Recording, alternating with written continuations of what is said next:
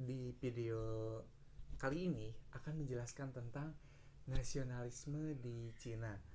Kalian pasti tahu kan tentang negara Cina yang terkenal dengan tembok Cina tersebut. Nah, untuk yang pertama adanya nasionalisme Cina.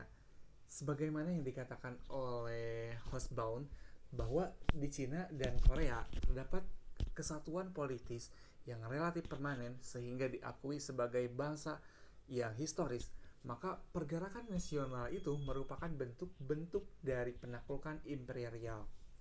Nah, di Cina dapat dikatakan bahwa kemunculan nasionalisme modern tidak dapat menegasinya adanya peran dinasti Cina yang murni, yaitu Han, yaitu dinasti Ming yang digulingkan oleh bangsa Manchu pada tahun 1644. Selain itu juga didorong oleh adanya faktor-faktor penindasan yang dilakukan oleh bangsa Barat terhadap rakyat setempat melalui eksploitasinya, yaitu ekonomi dan buruh. Lalu perampasannya hak-hak rakyat, pemilih tanah, yang penerapan undang-undang barat dan penerapan cukai yang tidak dipahami oleh masyarakat. Cina memang tidak sepenuhnya dijajah oleh barat, hanya sebagian wilayah yang dikuasai oleh barat. Pelaku-pelaku pergerakan asing itu kebanyakan adalah para loyalis dinasti Ming, baik bergerak dan bertujuan untuk menggulingkan kekuasaan bangsa Manchu maupun bangsa barat. Bergabungnya pihak kerajaan Qing dalam pergerakan Boxer dalam memerangi bangsa barat hanyalah menunjukkan kelemahan politik dinasti yang berkuasa tersebut. Awal penjajah bangsa barat di Cina ditandai dengan peristiwa Perang Candu pada 1839 sampai 1840. Peristiwa itu memang tidak serta melahirkan nasionalisme di Cina. Namun perjanjian-perjanjian sebagai akibat Perang Candu itulah yang merugikan Cina dan menyebabkan munculnya semangat nasionalisme. Setelah Perang Candu selesai, bermuncullah gerakan-gerakan anti-nasionalisme yang menjelang pada abad ke-21. Nah, bangsa barat yang dilancarkan oleh kaum loyalis Ming yang antara lain adalah insiden Stinsin pada 1870, peristiwa Margari pada 1875, dan gerakan Boxer pada 1899. Di samping munculnya perasaan anti-imperialis barat, muncul pula perasaan anti bangsa Manchu seperti pemberontakan Taiping dan gerakan serikat rahasia yaitu Teratai Putih, Langit dan Bumi, Pedang Besar, dan kelompok sosial lain-lainnya. Pemerintah Qing ini, yang pemerintahan Cina, bukanlah dinasti asli Cina, tetapi berasal dari luar Cina. Mereka dipandang sebagai penjajah, walaupun pemerintah Qing mengadopsi budaya Cina, tetapi diskriminasi tetap dilakukan terhadap bangsa Cina. Nasionalisme Cina tidak sadar anti bangsa asing, melainkan juga semua hal yang berbau barat, yang seperti budaya barat, agama, iptek barat, dan produk-produk barat. Dengan kata lain, perasaan kulturalismenya yang muncul masuk dalam hati bangsa Cina di tengah-tengah perjalanan pergerakan nasional. Bangsa Cina memiliki rasa percaya diri dan kebanggaan pada budaya begitu kuat. Bahkan budaya Cina lebih unggul dibandingkan dengan budaya lainnya. Negara Cina dipandang sebagai pusat peradaban. Hal ini dapat diketahui tentang adanya konsep The Middle Kingdom. Negara-negara lain dianggap belum maju dalam, bangsa-bangsa lainnya juga dianggap masih barbar, termasuk bangsa barat. Masuknya akan merusak susunan kosmos Cina sehingga menyebabkan timbulnya pertentangan dalam masyarakat. Penolakan budaya barat tampaknya pada pergerakan Boxer. Gerakan itu selain melambangkan anti barat juga anti budaya barat. Kaum Boxer menyerang pasukan asing dengan cara tradisional, yakni mengandalkan keahlian bela diri yang dilengkapi dengan senjata pedang dan tombak. Mereka tidak bersedia menggunakan senjata api, tetapi tetap menggunakan pedang dan tombak untuk melawan tentara barat yang bersenjata api. Pada semangat kulturalismenya, Cina mulai memudar pada revolusi nasional pada 1911. Hal tersebut Sun Yat-sen telah menerima pengaruh budaya barat, terutama paham-paham barat tentang nasionalisme, demokrasi, dan sosialisme. Hal ini Tidak mengherankan karena kaum pergerakan nasional dimotori oleh golongan terpelajar.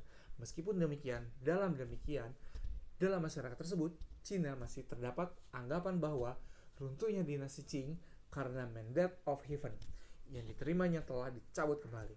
Secara politis, kerajaan Qing sudah tidak memiliki legitimasi lagi. Pandangan ini mudah digunakan untuk mobilisasi massa menentang dinasti Qing. Bagaimanapun juga, pembentukan nasionalisme oleh KMT telah berhasil dan dilanjutkan dengan pembentukan National States China, yakni Republik Nasionalis Cina.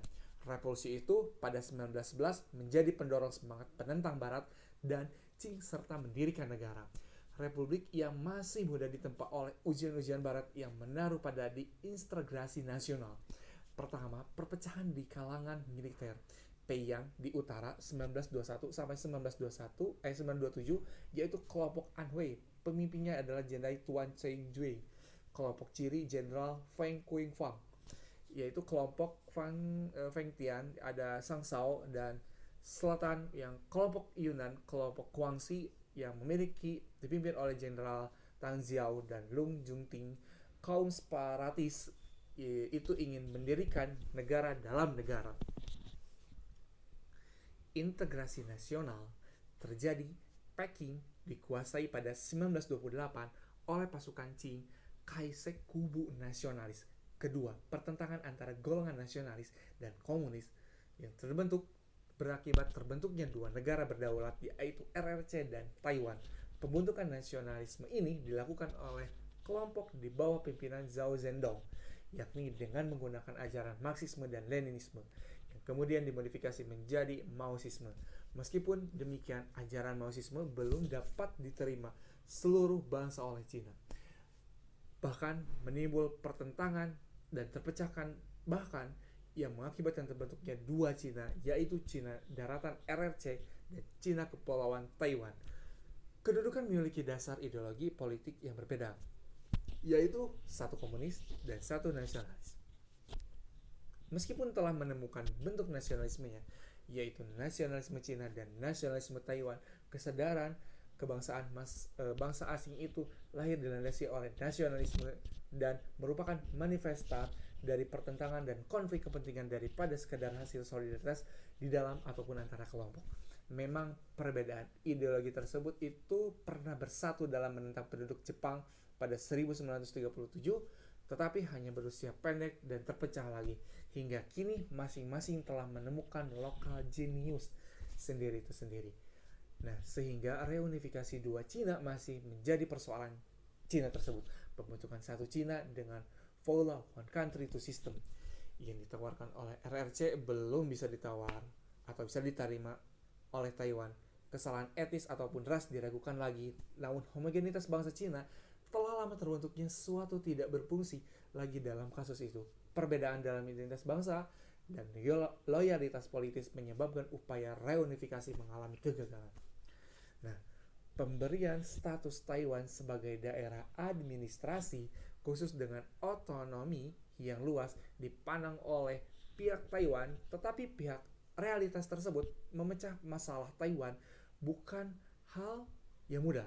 Suatu alternatif yang bisa dilakukan oleh menyamakan loyalitas politis dan menemukan identitas baru yang mendasari terbentuknya nasionalisme Cina. Memang jalan masih panjang dan masih memungkinkan untuk alat pemersatu yang baru selain politik. Persamaan ideologi negara yang baru andai kata bisa diciptakan juga belum pasti dapat menyatukan dua Cina selama para pemimpin negara tidak memiliki political will dan kesadaran kebangsaan Cina yang tertinggi untuk berintegrasi, maka reunifikasi tetap menjadi impian belaka. Baik. Nah, sedikit pun tentang cerita ataupun rangkuman hasil dari perkembangan nasionalisme Cina. Nah, kalian bisa mengetahui langsung ataupun mencari tentang informasi bahwa perkembangan Cina itu bagaimana secara rincinya. Mari kita diskusikan pada kolom komentar berikut ini. Nah, sekian dari pemaparan tentang perkembangan nasionalisme Cina. Dicukupkan sekian. Wassalamualaikum warahmatullahi